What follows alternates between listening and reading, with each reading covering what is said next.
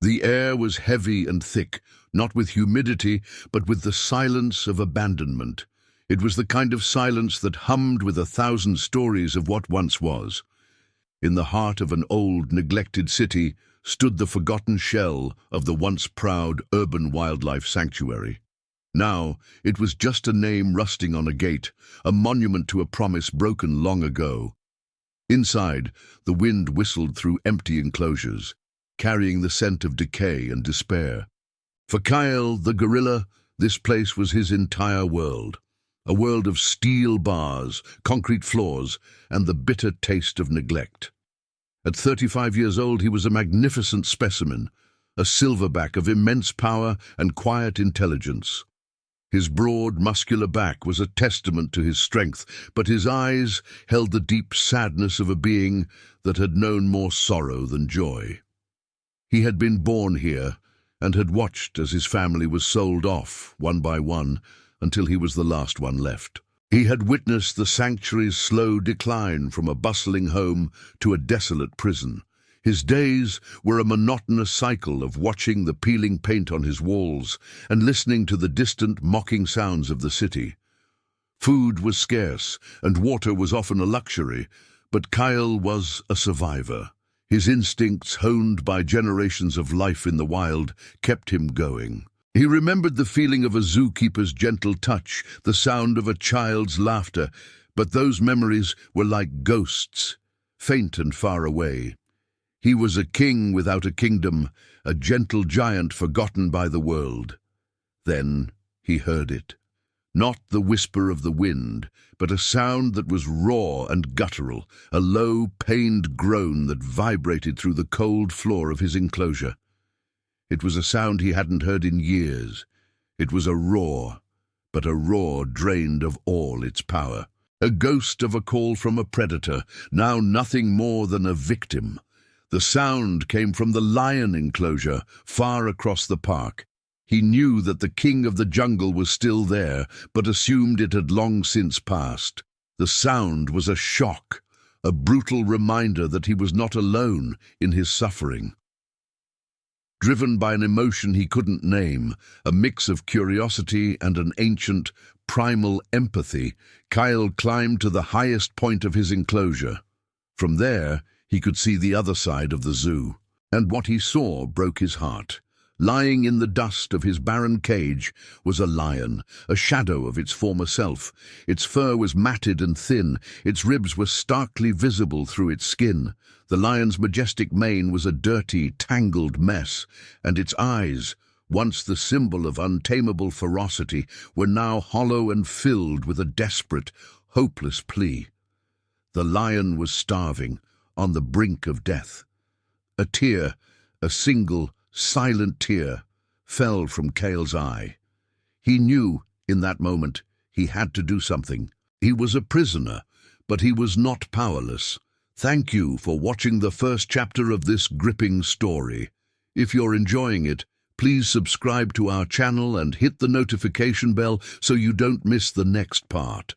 This story is a work of fiction created for your entertainment. Kyle spent the next few days in a state of quiet agitation. The image of the starving lion was seared into his mind. He couldn't shake the feeling of shared pain, the profound loneliness he saw reflected in the other animals' eyes. He knew the zoo's old rusty locks were his prison, but they were also the lion's. He watched the lion's every move, or lack thereof, and saw the slow, agonizing descent into oblivion. The lion would lie motionless for hours, a pathetic heap of bone and fur, only occasionally twitching its tail as if in a bad dream. Kyle began to observe the world around him with a renewed intensity. He had always been a keen observer, watching the patterns of the wind, the way the light fell through the trees, and the slow, inexorable decay of his home. Now he was looking for something else, a weakness, a flaw in the system that kept them both captive. He started to test the bars of his enclosure, not with brute force, but with a careful, almost surgical precision.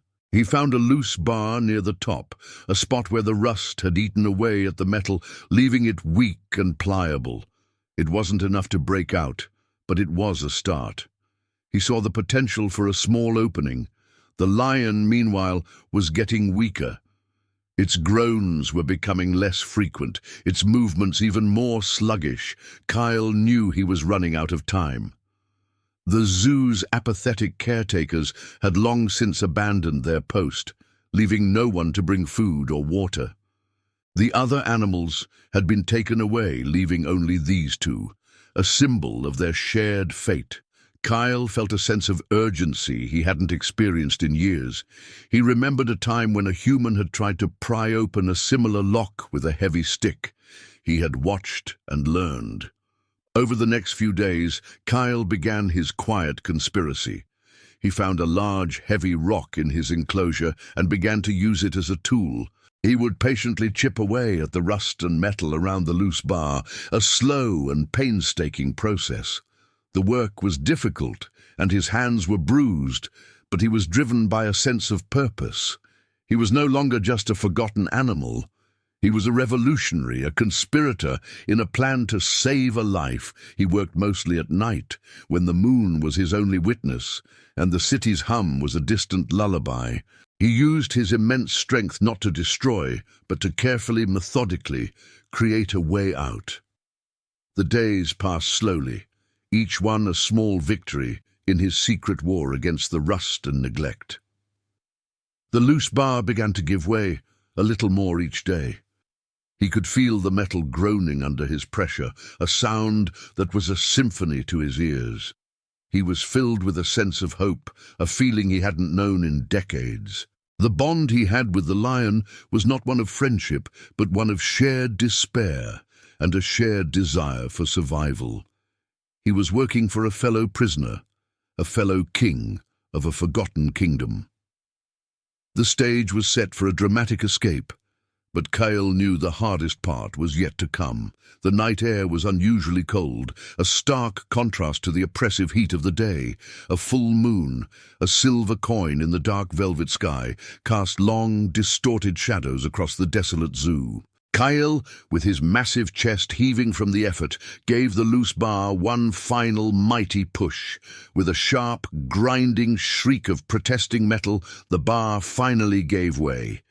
He pulled it out, and a small opening, just big enough for him to squeeze through, was created. His heart, a powerful drum in his chest, pounded with a mixture of fear and triumph. He was out. For the first time in years, Kyle felt the strange, hard ground beneath his feet. The world outside his enclosure was both familiar and alien. He could smell the scents of the city, diesel fumes, rain, and something else. A wild, untamed scent that made his instincts tingle. He was free, but not for himself. He was free to save another. He moved with a speed and silence that belied his size, his massive body a shadow gliding through the ruins of the zoo. The lion enclosure, a rusted and forgotten cage, was his target. As he approached, the smell of the lion was overpowering, a scent of sickness and slow death. The lion, a male, lay in a heap, its breathing shallow and labored. Kyle's heart sank. He was so close, yet he feared he might be too late. He saw the same bars, the same lock that had held him prisoner. He had to be quick. He looked for a similar weakness, a similar spot of rust and neglect. The bars were thick and the lock was old, but Kyle was driven by a single-minded purpose. He found a small, rusted hinge on the gate and began to work on it with his immense strength. The lion, stirring from its stupor, lifted its head weakly. Its eyes, cloudy with hunger and pain, met Kyle's. There was no fear in the lion's gaze, only a profound, exhausted resignation. Kyle worked on, his hands calloused and strong, bending the old metal. He could feel the lion watching him, a silent observer of his struggle. With a final, explosive effort, the hinge gave way with a loud metallic crack. The gate, its rusted frame protesting, swung open with a slow groan. Kyle looked at the lion, a question in his eyes. The lion, with great effort, pushed itself to its feet. It took a few wobbly steps, its legs shaking from disuse. The two of them, a gorilla and a lion, stood in the open air, the moonlight their only witness. They were two kings of different kingdoms, brought together by shared suffering and a silent, unspoken bond. Kyle's work was done. He had rescued the lion, but the fight for survival was far from over. The city was a different kind of jungle, and they were two weary travelers in a world they no longer understood. Did you enjoy the third chapter of this story? We're thrilled you're with us on this journey. Please consider subscribing to our channel so you don't miss the next exciting part of their adventure. Remember, this story is a work of fiction created for your entertainment. The two unlikely companions stood in the middle of a deserted path, the gate of the lion's enclosure ajar behind them. The night air, once a symbol of their freedom, now felt cold and menacing. The city, a labyrinth of concrete and steel, stretched out before them, its distant lights a million tiny stars on the horizon. For the first time, the reality of their situation dawned on them. They were free, but they were also lost. Kyle, driven by a primal need for safety, moved first. He was a creature of habit and memory. He knew the layout of the zoo better than anyone, every turn, every path, every broken fountain. He led the way, his massive body a silent, powerful guide. The lion, still weak and disoriented, followed him slowly, its movements a pathetic shadow of its former grace. Its head was low, its tail dragging in the dust. The hunger was a constant gnawing presence, a fire in its belly that had consumed all its strength and pride. They moved with a quiet urgency, their footsteps muffled by the overgrown grass and decaying leaves. The city was a symphony of strange sounds, the distant wail of a police siren, the rumbling of a late-night bus, the hum of electricity. These were all new and terrifying to the two animals, creatures of a world that had long since forgotten them. They passed by the old reptile house, its glass walls cracked and broken, and the aviary, its netting torn and flapping in the wind. This was not a world of nature, but a world of man, and they were trespassers. Kyle, using his incredible strength, pried open a heavy metal gate that led to the city's streets. The sudden blast of a car's headlights, the jarring sound of its horn, made them both freeze. It was a sensory overload, a shock to their systems. The lion, terrified, let out a weak, guttural growl and tried to retreat. Kyle, with a surprising gentleness, put a massive hand on its flank, a silent gesture of reassurance. He looked both ways, his intelligent eyes scanning the road. He knew this was the point of no return. The first few hours in the city were a harrowing ordeal. They were a bizarre and terrifying sight to the few humans who were still awake. A young couple walking home from a late dinner saw them and screamed, running in the other direction. A homeless man, huddled under a bridge, simply stared, his eyes wide with disbelief. For Kale and the lion, the city was a place of endless noise, bright lights, and hard surfaces. They were like two wild animals in a cage of their own making. Their shared journey had begun, a desperate and uncertain fight for survival in an unfamiliar world. As dawn approached, painting the sky with a pale, bruised light, Kyle and the lion sought refuge. The city was waking up, and the noise and traffic were becoming too much to bear. Kyle, using his remarkable memory, led them towards a large public park, a patch of green that was a faint echo of the jungles and savannas of their ancestors. They found a secluded spot under a thick canopy of old oak trees, a small, forgotten corner of nature in a sea of concrete. The lion, now completely exhausted, collapsed onto the soft grass, its body trembling from the effort. Kyle, his own muscles aching, stood guard. His keen senses were on high alert, his eyes constantly scanning their surroundings. The park was not a safe place. People would be coming soon, joggers, dog walkers, children. They were a spectacle, a bizarre and dangerous anomaly in the city's tranquil routine. The park offered a temporary respite, but it was not a permanent solution. They were still fugitives, still hungry, still lost. Kyle, with his intelligence and his innate survival instincts, began to observe the park. He noticed the patterns of the humans, their routines.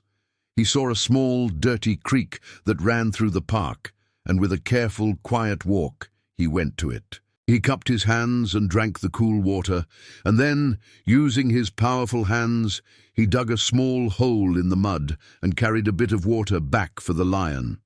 The lion, with a weak but grateful look, drank the offered water. The simple act of providing water was a bond stronger than any words.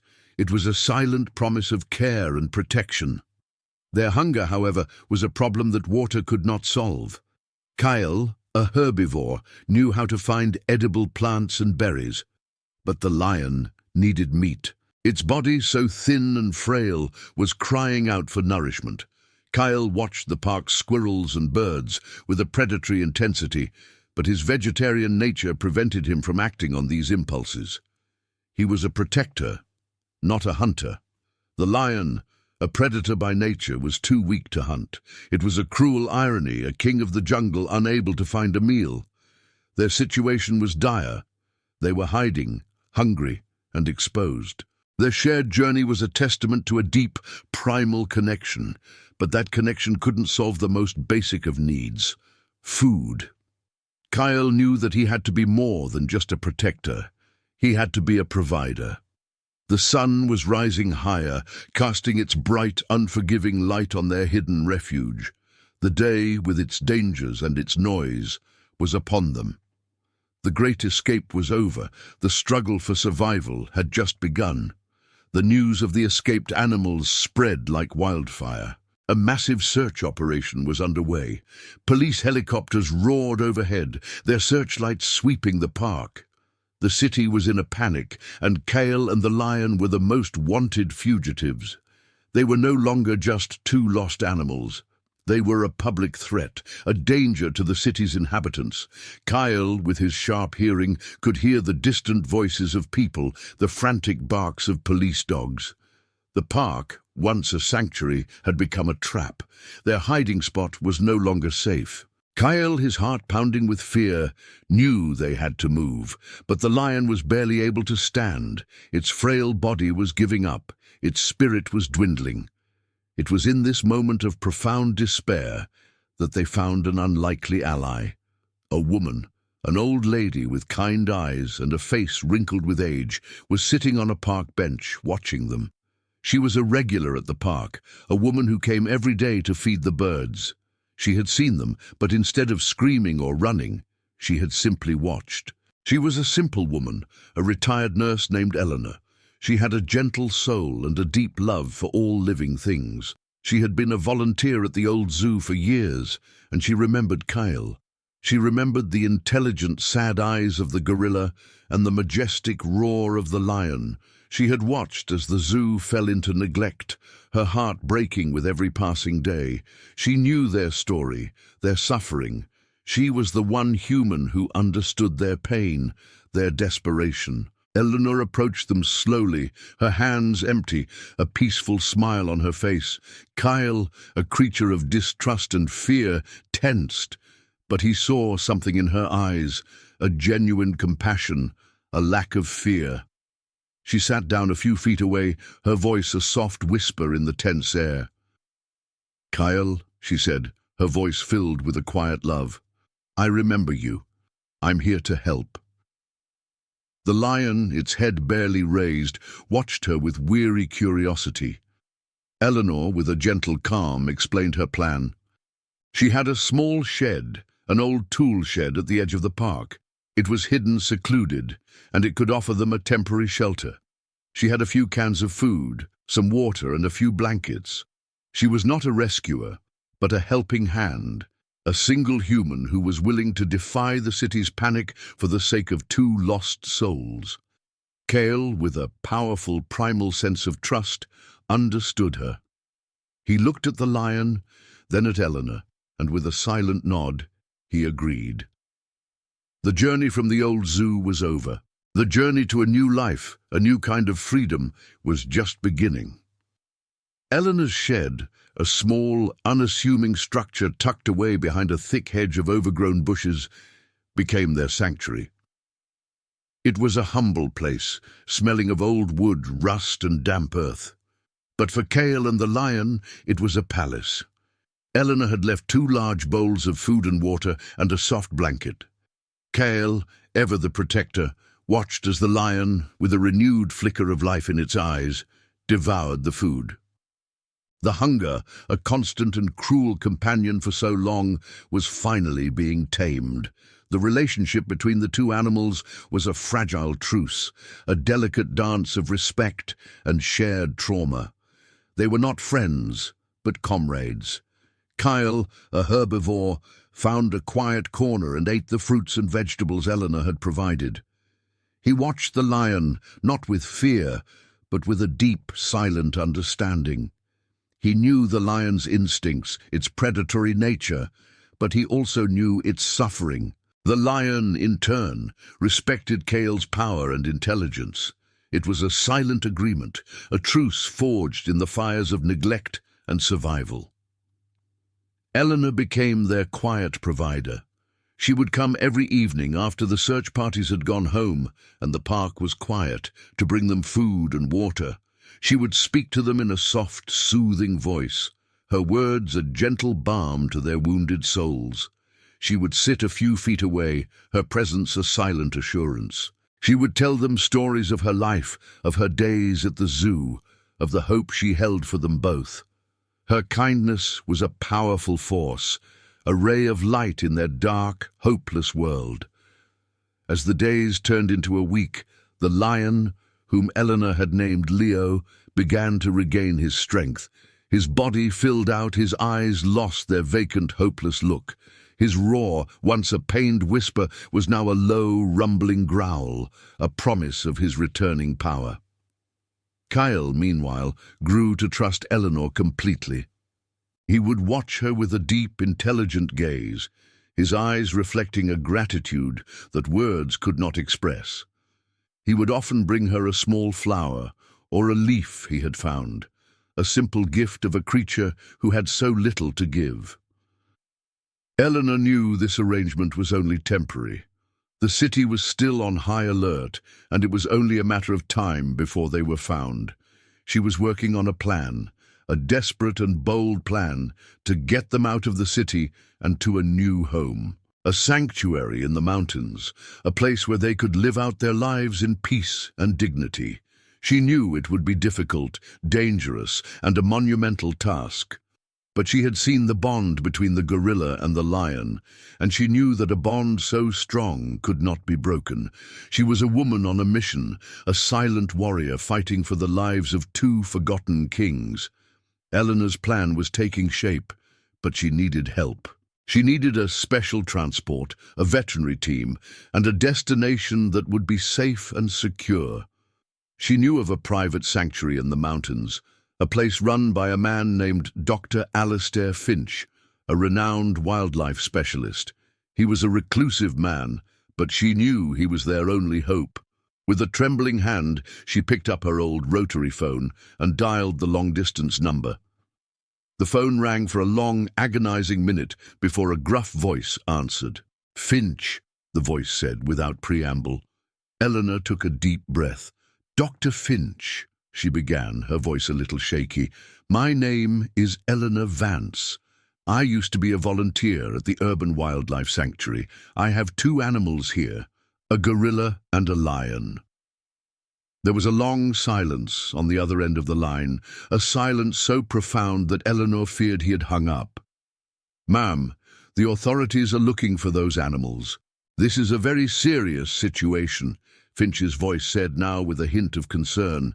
Eleanor, with a new wave of courage, explained the situation. She told him of the abandonment, the neglect, the profound bond between the gorilla, Kale, and the lion, Leo. She spoke of Kale's courage, his act of freeing Leo, and their shared fight for survival. She didn't mince words. She painted a vivid and painful picture of their suffering. Finch listened, his silence a testament to his concentration. When Eleanor finished, there was another long pause.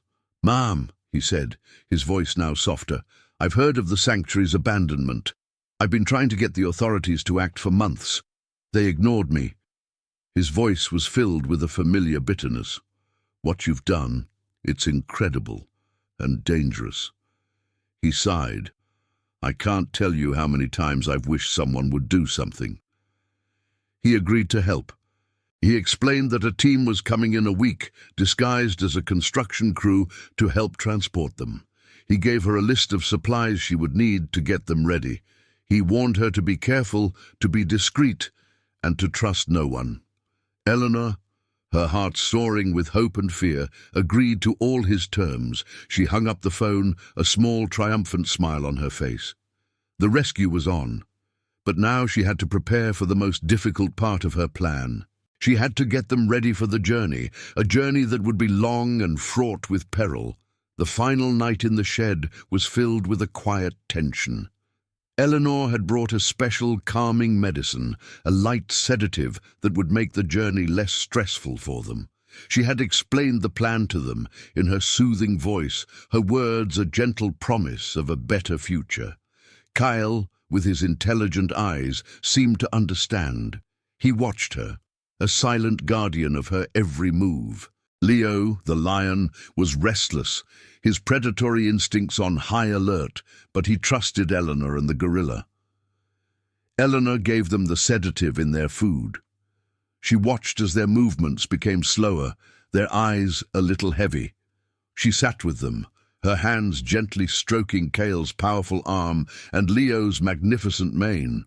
She spoke to them of the new home, of a vast open space where they could run, where they could live free, where they could be kings again. She was their whisper of hope, a human link to a world that had abandoned them. The truck arrived at dawn, a large, nondescript transport disguised as a city work vehicle. The team, led by a kind-faced veterinarian named Dr. Anya Sharma, was quiet and efficient. They had a large, specially designed cage for Kyle and a smaller one for Leo. The process was difficult and emotional. Kyle, even under the sedative, was a massive presence. It took the entire team to guide him into the cage. Leo, also sedated, was easier to move, but his presence, even in his stupor, was that of a powerful predator. As they were being loaded onto the truck, a police patrol car drove by, its lights flashing, its sirens silent. Eleanor and the team held their breath, their hearts in their throats. The officer, a young man with a tired face, simply gave them a cursory glance and drove on. He saw a city vehicle, a construction team, and nothing more. The disguise had worked. Eleanor, with a profound sense of relief, watched as the truck drove away. She stood there, a lone figure in the dawn light, her heart filled with a mixture of sadness and hope. The shed, once their sanctuary, was now empty. The scent of old wood and earth was still there, but the presence of the two kings, the gorilla and the lion, was gone. Eleanor knew she had done the right thing. She had given them a chance at a new life, a chance to find their place in the world again. The story of Kale and Leo, the gorilla and the lion, was a story of survival, of hope, and of a bond so strong that it defied all logic and all odds. Their journey had just begun. The journey to the mountain sanctuary was long and difficult, but Kale and Leo were safe inside their crates, their sedated bodies resting peacefully. The truck rumbled on, carrying them away from the noise and chaos of the city and towards the quiet majesty of the mountains. Dr. Finch, an old man with a long white beard and wise eyes, was waiting for them at the sanctuary's entrance. The sanctuary was a breathtakingly beautiful place, a vast expanse of green hills, thick forests, and a crystal-clear river. When Kale's crate was opened, he emerged slowly, his massive body stretching. He took in the sight and the smell of his new home. The air was crisp and clean, filled with the scent of pine and wild earth. He felt a sense of freedom, a feeling he hadn't experienced since his childhood memories. He looked at Dr. Finch, and then at the vast expanse of the sanctuary. This was not a cage. This was a kingdom.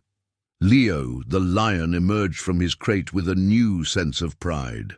His fur, once matted and dirty, now shone with a healthy sheen. His eyes, once hollow and desperate, now held a deep golden gleam. He let out a low, powerful roar, a sound that echoed through the mountains, a proclamation of his return. He was a king once more, and this was his new domain. He looked at Kale, and for the first time their eyes met with a shared understanding and a silent gratitude. Kyle and Leo were not kept in cages. They were given their own vast enclosures with natural landscapes, a place to roam, to hunt, to live. They were given a new life, a chance to be who they were meant to be. Dr. Finch and his team cared for them with a love and a dedication that they had never known.